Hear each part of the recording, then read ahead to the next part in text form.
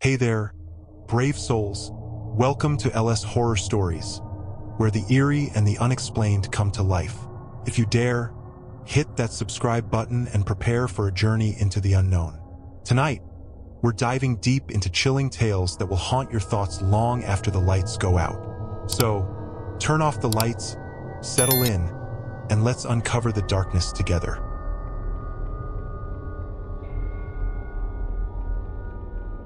I never thought I'd make it this far. Space had always been a distant, abstract dream for most of humanity. But for those of us aboard the stellar Voyager, it was our daily reality.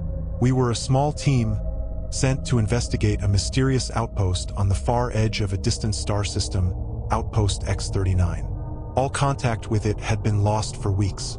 No distress signals, no radio communication, nothing, just silence. We arrived at X39 after a 3-month journey, and the station was eerily dark. Only a few weak lights flickered along the perimeter. The sensors showed no life forms aboard, but something didn't feel right. Our team of 6 boarded the outpost to investigate. I was the communications officer, in charge of documenting our findings and keeping contact with the stellar Voyager above. Anything? I asked Lieutenant Kendra, our team leader, as she scanned the docking bay for signs of life. Negative, she muttered. Looks like they just vanished. The air felt thick. Even with my helmet on, I could feel the pressure, like something invisible was pushing down on us. There was an odd scent too, like burnt metal mixed with something rotting, though our suits filtered out most of it. We split into 2 groups. Kendra led the first, while I followed Corporal Diaz and 2 engineers, Vega and Henson, to check the control room. The outpost was deathly quiet. Only the hum of our own equipment broke the silence. As we walked through narrow corridors, the walls seemed to close in. The overhead lights buzzed and flickered. Every shadow felt like it was watching us. When we reached the control room, I plugged into the main console, hoping to access the station's logs. The screen flickered and crackled before displaying garbled data. I tried to unscramble it, but the system was corrupted. Anything? Diaz asked, standing over my shoulder, his voice tense. Not yet. Wait, I replied. A section of the log cleared up, showing the last recorded entry from the outpost commander. His face appeared on the screen, pale and gaunt, eyes wide with terror. His voice was shaky. This is Commander Burke of Outpost X39. We found something in the asteroid belt. We shouldn't have brought it aboard. It's alive. It's inside us. I can feel it crawling. The video cut off abruptly, replaced by static. What the hell does that mean? Vega whispered, backing away from the screen. I don't know, but we need to, I started to say when the lights went out. Complete darkness swallowed us. My heart pounded in my chest. Backup lights should kick in, Henson said, but they didn't. Then I heard it. A sound that still haunts me. It was a faint scratching, like nails dragging against metal, coming from the vents above us.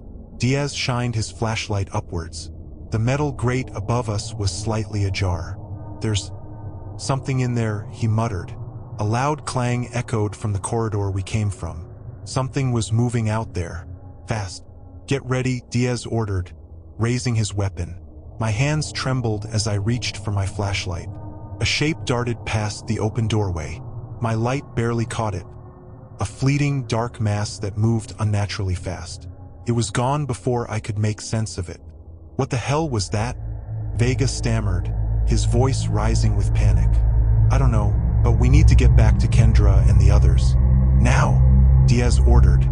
We scrambled out of the control room, our flashlights scanning the hallways as we hurried back to the docking bay. Every step echoed too loudly in the tight, claustrophobic halls, and every shadow seemed to shift just out of sight. The smell, burnt metal and rot, grew stronger. As we rounded the corner, we saw them. Kendra's group, or what was left of them. The lights in the docking bay flickered weakly, casting grotesque shadows over the scene. Kendra was on the floor, motionless. Blood pooled beneath her helmet, and her eyes were wide open, staring at something only she could see. I took a step back, my breath caught in my throat. Beside her, The two engineers from her team were slumped against the wall, their faces twisted in horror, mouths agape, as if something had drained the life out of them. "What the—" Diaz started, but stopped as a wet, gurgling sound came from Kendra's body. We all froze. Her hand twitched. Slowly, impossibly, her body began to rise. But it wasn't right. Her limbs moved awkwardly, her head snapping to one side like a broken marionette. Her eyes were wide, unblinking, but she was looking at us, or through us. "K. Kendra?" Vega whispered. Her mouth opened, but it wasn't her voice that came out.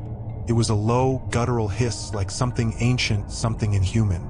And then, from behind her, something crawled out. It was black, slick with some oily substance, its body elongated and too thin, like it had been starved for centuries. It slithered out from her back, emerging from within her like it had been wearing her skin. "Run!" Diaz shouted, but it was too late. The thing moved faster than I could register. It leapt from Kendra's body, its many legs clattering against the floor. I felt something cold and sharp scrape across my suit as it barreled past me. Vega screamed, a blood-curdling cry that stopped as abruptly as it started. I didn't look back. Diaz and I bolted through the hallways, the sound of the creature skittering after us. I could hear it in the vents, its claws scratching above our heads, following us. It was toying with us, waiting for the right moment. We made it back to the airlock, but Diaz was panting hard, blood dripping from a deep gash on his side. We have to warn the ship," he gasped, clutching his side. I slammed the emergency lockdown button, sealing the airlock behind us, but I knew it wouldn't hold for long. "We're not leaving without the others," I said, though even as the words left my mouth, I knew there were no others to save. Diaz didn't respond. He was already pale, his breathing shallow. I tried to contact the Stellar Voyager, but all I got was static. Then I heard the scratching again, closer this time. I turned to Diaz, but his eyes were already closed. A deep gurgling sound rose from his throat, and as I watched in horror, something moved beneath his skin. I backed away, heart racing. The last thing I heard before the lights went out was a hiss, wet and hungry. "This is Outpost X39. If you hear this, don't come looking for us. Don't bring it aboard. It's alive, and it's inside." If you enjoyed this video, don't forget to like, subscribe, and hit that notification bell to stay updated on all things creepy. And as always, if you have a horror story of your own, feel free to share it in the comments below.